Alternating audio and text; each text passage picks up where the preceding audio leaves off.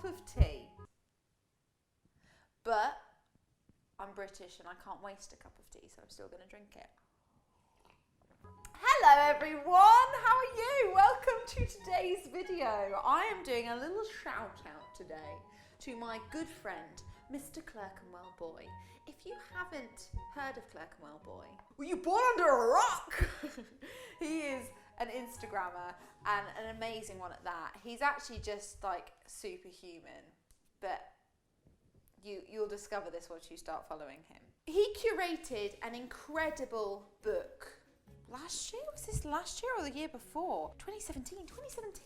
Oh my God, this was the year before. Why is time moving so quickly? Anyway, Cook for Syria, pulled together by phenomenal chefs and foodies of the world who have donated recipes in order to create a cookbook and set up several events that have raised currently over £1 million to help children affected by the crisis in Syria.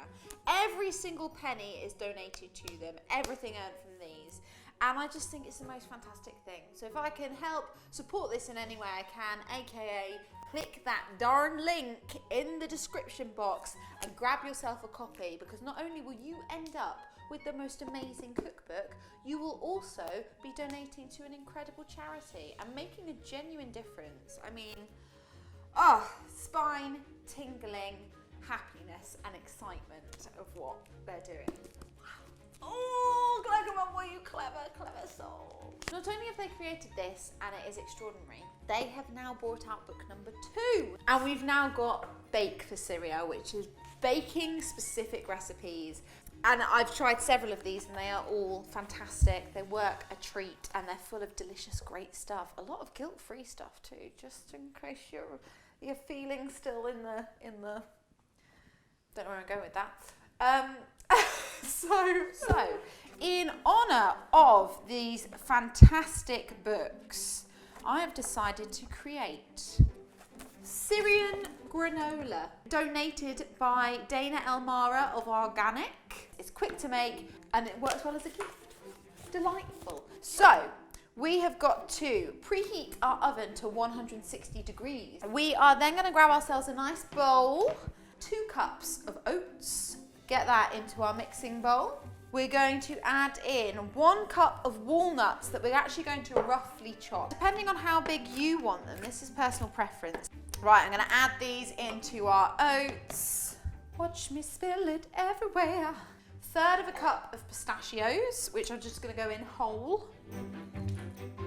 3 tablespoons of sesame seeds. I love following recipes. It's so much easier.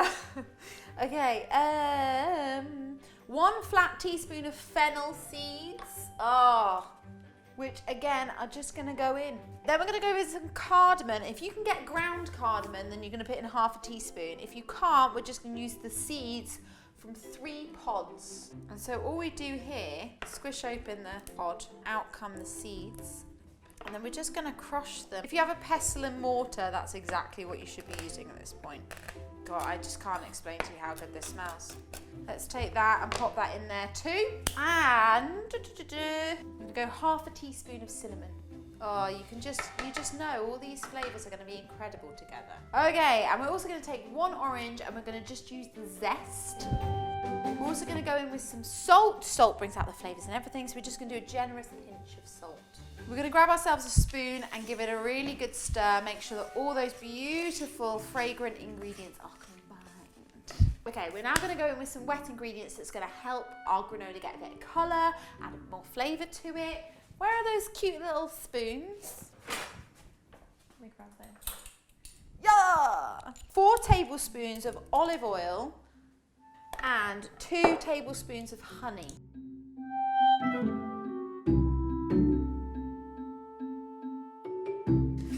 Lovely, so once it is fully combined, we're going to grab ourselves an oven tray, pour our mixture out onto the tray, nice and evenly, and then this is going to go into our oven for 25 minutes 160 degrees preheated, and give it a little stir halfway through. Whilst that is in the oven, we're just going to prep our dates. So for this recipe, it does call for 6 medjool dates.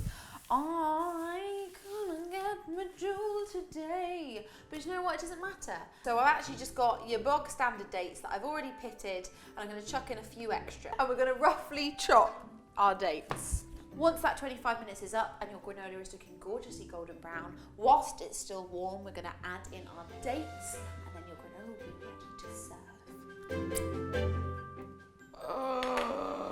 If only you could smell how good this kitchen smells. It's ridiculous. It's golden, it's crispy, it's crumbly. Oh, it's got a tea!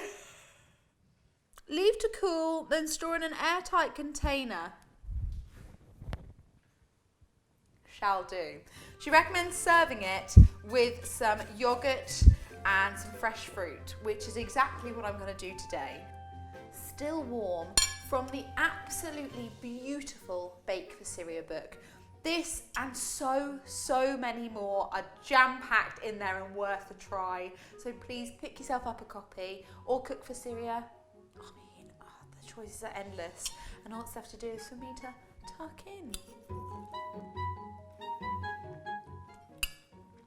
It's so fragrant, fantastic, and for such little effort, that is one of the best tasting granolas I've ever made or eaten in my life.